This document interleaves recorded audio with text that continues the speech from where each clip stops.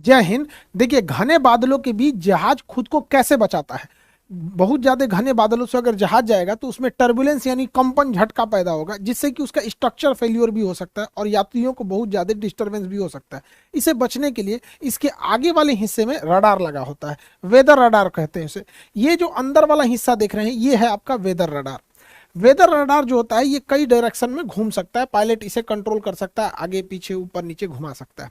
ये radio wave को transmit करता है और जब वो वेव टकरा के आती है तो उसे रिसीव करता है, इसलिए इसे ट्रांस रिसीवर के नाम से भी जाना जाता है। इसे एरोडायनेमिकल शेप में ऐसे बंद किया जाता है जिसे हम लोग रेडॉम कहते हैं। ये इसका रेडॉम है। तो ये रेडॉम एरिया होता है। रेडॉम को हम लोग बहुत मजबूत बनाते हैं क्योंकि जहाज के आगे का पहला झटका ये रेडॉम ही बर्दाश्त करता है। इसे कंपोजिट मटेरियल से बनाया जाता है 6-7 लेयर से, ताकि ये मजबूत भी रहे और जब इसे ढका जाए तो इसके अंदर से रेडियो वेव चली जाए और वापस आ भी जाए, लेकिन हवाओं को ये अंदर आने नहीं देता है, वेव को आने जाने देता है यहाँ पे। जिस वजह से ये रेडॉम काफी जरूरी होता है। ये रेडॉम को मजबूत भी बनाना होता है। देखिए, इसका थूथूर कूच लिया किसी पक्षी से टकरा के यहाँ पर, तो ये रेडॉम मजबूत भी बनाना होता है, नहीं तो ये झटका लगेगा तो ये पहले यही झटके को ये देखता है। तो ये रेडॉम वेव को आने और जाने देता है। इस अपने आगे वाले वेव से ये रेडॉम से वेव को छोड़ता है। जब ये वेव जाती है, बादलों से टकरा के आती है, तो ये पता लगाता है कि आगे का मौसम कैसा है। ये लगभग 30 से 40 किलोमीटर दूर आगे के एरिया को देख लेता है। 30 से 40 किलोमीटर के आगे के एरिया को अपने रेडियो वेव के थ्रू। और ये रेडियो वेव कहाँ से निकलती है? इस रेडॉम सेक्शन से निकलती है। ये रेडॉम वेव को जाने देता है, लेकिन बाकी चीजों को इससे आगे से ये जाने नहीं देगा। जहाज का जो रडार होता है अपने रेडॉम अपने आगे के एरिया से बहुत ही हाई फ्रीक्वेंसी के रेडियो बीम्स को छोड़ता है। ये सुपर हाई फ्रीक्वेंसी SHF कहते हैं इसे शॉर्टकट में। ये लगभग 5 गीगा हर्ट्ज का होता है। बहुत ज्यादा इसकी फ्रीक्वेंसी होती है। और ये रिफ्लेक्शन यानी टकरा के वापस आना, जिसे इको या पराध्वनि के सिद्धांत पे कहते हैं। ये वेव जाती है और टकरा के वापस आती है, उसी को हम इको या आपका रिफ्लेक्शन कहते हैं। ये वाटर ड्रॉपलेट, बादलों में जो पानी के बूंद होते हैं, ये उसी से टकरा के वापस आती है। ये कभी भी बादलों से टकरा के वापस नहीं आएगी। तो जो अगर बादल में पानी है, इसका मतलब है कि वो बादल हैवी होगा और वही झटका उत्पन्न करेगा। ज्यादा पानी है तो ज्यादा किरणें टकरा के आएंगी, कम पानी है तो कम किरणें टकरा के आएंगी। इन वेव को पायलट कंट्रोल कर सकता है। वो नीचे ऊपर करके रेडाम से एरिया से ये स्कैन कर लेता है कि किधर का एरिया है सेफ है उड़ने के लिए और किधर का एरिया सेफ नहीं है उड़ने के लिए। और इस आधार पर रडार में का जो रिफ्लेक्शन होता है वो स्क्रीन पर दिखाया जाता है। दोनों पायलट के लिए नेविगेशन डिस्प्ले होता है, पायलट और फर्स्ट ऑफिसर के लिए। नेविगेशन डिस्प्ले पे ही रास्ता तय होता है कि इन्हें कितने डिग्री के एंगल पे जाना है, जिसे हम लोग टेक्निकल भाषा में हेडिंग कहते हैं। किस हेडिंग पे जाना है। जैसे हम लोग ना रास्ता देखते हैं ना कि दाहिने से बाएं मुड़ जाना, तो ये जहाज के ऊपर दाहिने बाएं नहीं होता, वे पॉइंट होता है कि यहाँ से टच जाना है, फिर यहाँ से ऐसे घूमना है। ये रास्ता पहले से डिसाइड होता है वे पॉइंट पे। तो पायलट हमेशा इसी डिस्प्ले को देखता है, मेनली रास्ते को पता करने के लिए नेविगेशन डिस्प्ले पर। और आगे का मौसम कैसा है वो इसी नेविगेशन डिस्प्ले पे शो होता है। अगर ये नेविगेशन डिस्प्ले काले रंग का है तो मतलब समझिए कि सामने कोई बादल वगैरह नहीं है, टेंशन फ्री जहाज उड़ेगा। और ऐसे टाइम पे जहाज इतना स्मूथ उड़ता है कि लगता ही नहीं है कि उड़ रहा है। कभी कभी तो डाउट होता है, रुक गया क्या ससुराई, एकदम स्मूथ पानी रख दिए तो छलकेगा नहीं। लेकिन जैसे बादल आ जाता है तो बादल की स्थिति में, अब देखिए ये है आपका नेविगेशन डिस्प्ले। ये भाई साहब को जाना है यहाँ पर और इसके रास्ते में आ गए हैं बादल। काला वाला एरिया में तो कोई दिक्कत ही नहीं है, वहां से कोई रिफ्लेक्शन लौट के नहीं आया इसलिए काला दिख रहा है। लेकिन अब रास्ते में बादल है तो कम बादल, ज्यादा घने बादल जिसमें पानी ज्यादा हो, एकदम काला रंग का होगा। तो ऐसे बादलों से बचना जरूरी होता है। तो इसके लिए रडार के डिस्प्ले पे 4 कलर का शो किया जाता है। ग्रीन कलर ऐसे बादलों को बताता है जिससे कि बचना चाहिए, लेकिन ज्यादा दिक्कत नहीं होगा, हल्का हल्का हल्का झंझनाहट होगी। पैसेंजर्स को भी कोई दिक्कत नहीं आएगी। जो पहली बार चढ़ेगा वो कहेगा भाई सभी क्या करे, उतार दे रे भाई, अगली बार ना चढ़ेंगे। लेकिन येलो कलर वाला जो बादल होता है, पीले रंग वाला, ये खतरनाक होता है। ये हिला देता है जहाज को अच्छा खासा। लाल रंग वाला बादल को तो पायलट को कहा जाता है कि आपको अवॉइड ही करना है लाल रंग के बादल में, क्योंकि यहां पे जाने का मतलब है कि फंस जाएंगे लाल वाले बादल में। और मेजेंटा कलर जो होता है, यहाँ देखिए ये रहा मेजेंटा कलर, ये हल्का सा ये मेजेंटा कलर। मेजेंटा कलर का बादल से पायलट को सख्त निर्देश होता है कि आपको मेजेंटा कलर में नहीं जाना है, अगर आप यमराज का दर्शन नहीं देखना चाहते हैं तो। वरना जाइएगा तो सीवियर टर्बुलेंस कर देगा, उसे बच के रखना जरूरी होता है। तो ये 4 कलर होते हैं। सबसे बेस्ट तो ब्लैक कलर है भैया, कोई बादल ही नहीं है। ग्रीन कलर है, छोटा मोटा है। येलो कलर में थोड़ा ज्यादा है। रेड कलर हिलाएगा बढ़िया से, पैसेंजर डर जाएंगे। और मेजेंटा कलर में कोई ठीक नहीं, उलाट पलाट देगा जहाज को। स्ट्रक्चर फेलियर का भी डर होता है, डैने उन्हें टूट जाएगा, कोई बहुत ज्यादा सीवियर वो हो जाएगा, टर्बुलेंस हो जाएगा। जैसे इस जहाज को देखिए, इस जहाज को जाना है यहाँ से सीधे, अब इसको सीधे जाना है यहाँ पे। सामने देखिएगा यहाँ पे रेड कलर का एरिया आ गया है। अब ये क्या करेगा, रेड कलर वाले एरिया से यहाँ साइड हो जाएगा और फिर घूम के अपने रास्ते पे चला जाएगा यहाँ पे।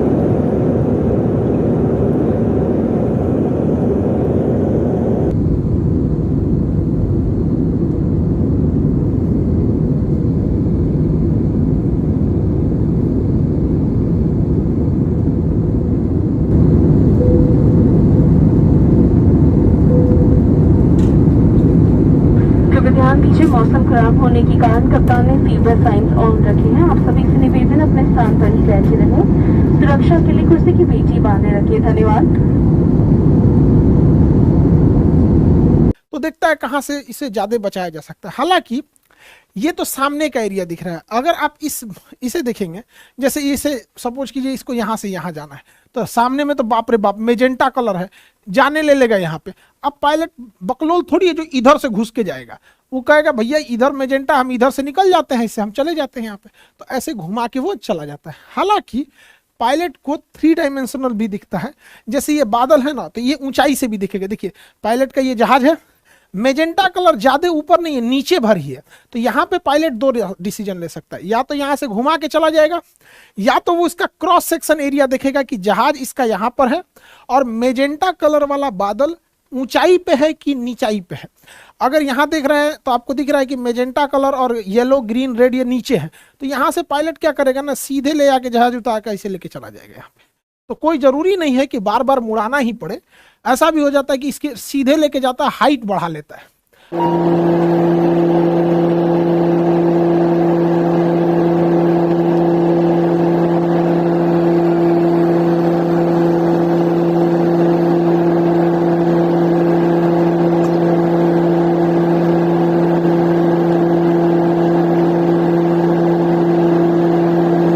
हाइट को क्या करेगा, बढ़ा लेगा। तो कुर्सी की पेटी का बांधने का साइन आ जाएगा और उधर एयर होस्टेस अनाउंस करेगी कि मौसम खराब होने के कारण कप्तान ने कुर्सी की पेटी बांधने का संकेत ऑन कर दिया है, ये वो। तो लोग कहते हैं बांध ले रहे भैया, दिक्कत हो रहा है। तो जब भी मौसम गड़बड़ाता है, आगे बादल दिखता है, तभी ये अनाउंसमेंट किया जाता है। तो आप इतना तो समझ में आ गया कि या सामने से ले जा सकते हैं या ऊपर नीचे भी कर सकते हैं। जैसे यहाँ पे आप देखिए, ये जहाज है और इसका ये रास्ता दिखा रहा है कि ऐसे जाना है सपोज। अब इसके रास्ते में एक रेड कलर वाला है, तो 2 रास्ते हैं इनके पास। अगर इधर जाना है तो यहां से ये ऐसे घूम सकते हैं, नहीं तो इसका देखेंगे कि बादल अगर इधर से जाना ना, हम इधर से जेबे करेंगे। तो हाइट देख लेते हैं। तो यहाँ देखिए, यहाँ पे ये जहाज है और यहाँ पर देखिएगा तो ऊंचाई पर लाल वाला है, पीला वाला है और ग्रीन वाला है। तो यहाँ पे पायलट क्या करेगा ना, नीचे से निकाल देगा फिर ऊपर। तो हो सकता है ये बादलों के कभी ऊपर से निकालता है, कभी नीचे से निकालता है, कभी दाहिने से, कभी बाएं से। ये सारा चीज रडार के मदद से ही होता है, अन्यथा बहुत दिक्कत हो जाता। पहले साइंस उतना डेवलप नहीं था, तो बहुत ज्यादा विमान दुर्घटनाएं होती थी। जैसे ये रडार देखिए, ये जहाज है, इसको जाना है यहाँ से, सामने है मेजेंटा कलर, भाई साहब इधर से जाना महा बेवकूफी हो जाएगा। इधर से जाएंगे तो उतना ठीक नहीं है। ये रास्ता ठीक लग रहा है यहाँ पर, लेकिन आप अगर ध्यान दीजिएगा तो यहाँ कुछ ऐसे ऐसे पॉइंट्स आपको दिखाई देंगे ऐसे। तो ये दिखाता है कि ये वाला मौसम इधर भी शिफ्ट हो रहा है। इसलिए इस उम्मीद में मत रहिएगा कि यहाँ हमेशा खाली रहेगा। हो सकता है पहुंचते पहुंचते यहाँ का भी बादल खराब ही हो जाए, मौसम खराब हो जाए। इसलिए पायलट देखेगा भैया इससे तो अच्छा ही है ना, यहाँ से निकालो, नहीं तो हाइट देखो, या तो ऊपर से लेके चले जाओ या तो नीचे से लेके चले जाओ।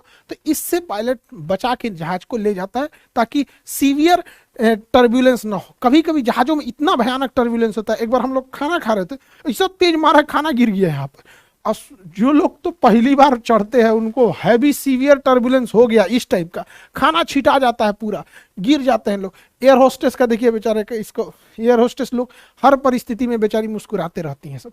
इनकी ट्रेनिंग ऐसी होती है। इन लोग को भी जीवन है, लेकिन इनका बेचारे देखिए इसका माथा उथा फूट गया, क्योंकि ना ये लोग हमेशा खाना पीना कुछ देते रहते हैं। और बाई द वे टर्बुलेंस भयानक हुआ तो इनको चोट लगने की संभावना ज्यादा रहती है, क्योंकि ये लोग तो सर्व करती रहती है खाना वगैरह, बाकी लोग तो कुर्सी की पेटी बांधे रहते हैं। तो पायलट बचाने की कोशिश करता है, लेकिन कभी कभी अचानक मौसम हो जाता है। मौसम का क्या कहना है? जहाज का जो पायलट होता है वो इस रडार को चेंज कर सकता है, इसकी डिग्री को घुमा सकता है ऊपर नीचे दाहिने बाएं। अगर बात करेंगे ये कितना ऊपर नीचे घूम सकता है, तो 40 डिग्री ऊपर और 40 डिग्री नीचे ये जहाज को देख सकता है। मतलब बादल है या नहीं है, या फिर क्या चीज है, तो इस हिसाब से वो देख सकता है 40 डिग्री ऊपर और 40 डिग्री नीचे। ऊपर और नीचे जहाज को बहुत ज्यादा और बहुत नीचे अचानक नहीं आना होता है। लेकिन अगर दाहिने और बाएं की बात करेंगे तो 180 डिग्री देख सकता है, दाहिने बाएं की बात करेंगे तो 180 डिग्री। तो यानी पायलट का जो रडार होता है ये वाला, इसके पास अंदर कमांड होता है, वहां से उसको चेंज कर सकता है डिग्री इसका। तो यहां से अगर दाहिने बाएं देखेंगे तो ये 180 डिग्री देख सकता है दाहिने से बाएं तक, और ऊपर से नीचे 40 डिग्री ऊपर 40 डिग्री नीचे, यानी टोटल 80 डिग्री ऊपर नीचे देख सकता है और 180 डिग्री दाहिने बाएं देख सकता है। पायलट के हाथ में इसका कमांड होता है। ये इतना सुपर हाई फ्रीक्वेंसी देता है लगभग 5 गीगाहर्ट्ज के पास, कि अगर जहाज जो रनवे पे खड़ी है और यहीं पे इसका रडार को ऑन कर दिया जाए, तो रनवे के आगे अगर कोई शहर है, बिल्डिंग है, तो इससे जब ये टकरा के आएगी तो इतना तेज इसकी फ्रीक्वेंसी रहती है कि इससे टकरा के आएगी और यहाँ पे तो इसका स्क्रीन खराब हो जाएगा। यहाँ पे रडार का जो सेंसिटिविटी होती है खराब हो जाती है, इसलिए उसे निर्देश होता है कि अगर सामने बिल्डिंग खड़ी हो तो आपको ऑन नहीं करना है, पहले उड़ जाना है थोड़ा सा, उसके बाद रडार को ऑन करना है। नेविगेशन रडार ठीक रहेगा, लेकिन ये वाला रडार जो होता है मौसम वाला, उसको बंद रखना है। साथ में कभी कभी क्या होता है ना, रनवे पे होल्डिंग करने के लिए होता है, मतलब यहाँ पे लाइन अप कर देता है यहाँ पर, तो एक जहाज ये खड़ी है, एक ये जा रही है रनवे पे, इस टाइम पे भी रडार को ऑफ करने का आदेश दिया जाता है, वरना इतना तेज सिग्नल इस पे टकराएगा, वापस जाएगा तो इसका रडार खराब हो सकता है। जहाज के अगले हिस्सा को हम रेडॉम कहते हैं, इसे बचा के रखना बहुत जरूरी है। अब इसमें बचाने में एक दिक्कत आ जाती है, ससुरा बिजली उजली तड़कने लगता है, अगवे थुथुरे पे बिजलियां गिर जाएगा, तो बिजली गिरेगा ना तो इसमें जो वेव होता है वो डिस्टर्ब हो जाएगा, तो हो सकता है कि पायलट को नेविगेशन में दिक्कत हो। इसलिए स्टैटिक डिस्चार्ज लगाया जाता है। विंग्स पे देखिएगा यहाँ पे तो इस तरह से रॉड निकले रहते हैं, छोटे छोटे ये रॉड।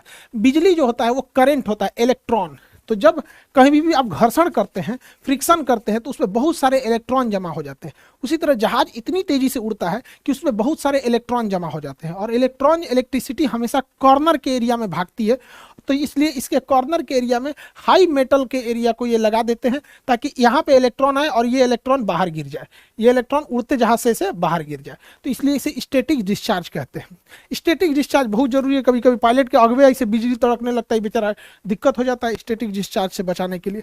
तो रेडॉम को स्टैटिक डिस्चार्ज, आगे तो इसे रॉड नहीं लगा सकते, तो ऐसे ऐसे ये उभार देते हैं। ये स्टैटिक डिस्चार्ज होता है कि अगर आगे कहीं पे भी बिजली तड़के ना तड़के, इतना स्पीड से जहाज उड़ता है कि आगे में जो इलेक्ट्रॉन जमा हो जाते हैं वो अगर इसके थुथुरे पे ऐसे इलेक्ट्रॉन जमा हो जाएंगे तो इसके रडार में दिक्कत हो जाएगा।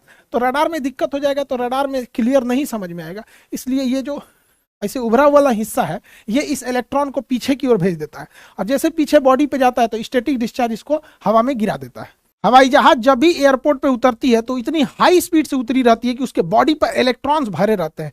करंट को ही इलेक्ट्रॉन कहते हैं। इलेक्ट्रॉन से बना है इलेक्ट्रिसिटी, तो electricity is nothing more but is the collection of electrons. तो जहाज इतनी तेजी से रगड़ खाते हुए जब रनवे पे आता है तो उसके बॉडी पर पूरे इलेक्ट्रॉन जमा होते हैं, इसलिए अगर हम छुएंगे तो हमें भी इलेक्ट्रिसिटी मार देगा।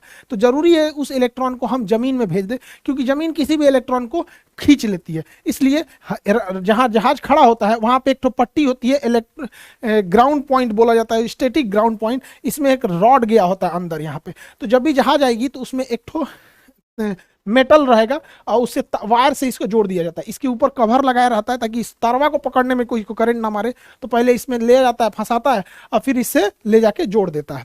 इससे जोड़ना बहुत जरूरी होता है, नहीं जोड़ेंगे अगर तो जैसे जहाज खुलेगा और कोई निकलेगा, कैसे हो हवाई सफर कैसा रहा, जहाजिया को छुएगा मारेगा, झनाक से उधिया जाएंगे, अगले दिन अखबार के फ्रंट पेपर पे आएंगे। स्टैटिक डिस्चार्ज के कारण आत्मा को शांति।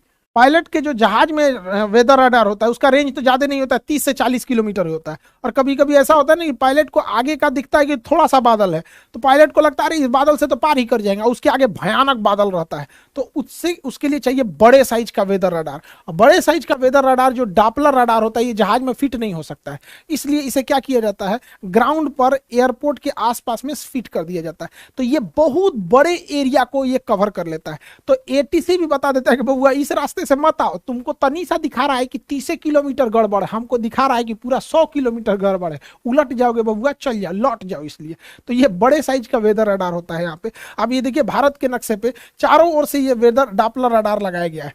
अब यहाँ पर कुछ ये जहां अब यहाँ देखेंगे तो चक्रवात ज्यादा आते हैं उड़ीसा साइड में, तो इधर ना डॉपलर रडार का एरिया ज्यादा सघन बनाया गया है जगह जगह पे, कहीं कहीं भी खाली नहीं है। अब हम हर जगह थोड़ी बता सकते हैं वहां मिलिट्री रडार लगाया गया, तो देश की सुरक्षा का भी मामला ध्यान में रखा जाता है। ऐसा थोड़ी होता कुछ बोल दो यहाँ से, तो जहाँ खाली जगह है वहां देश के दुश्मन लोग नहीं खुश होइएगा कि खाली जगह है घुस जाएंगे इधर से, मिलिट्री रडार है वहां पे, और वो तो पूछबो नहीं करेगा, उधिया देगा आपको यहाँ पे।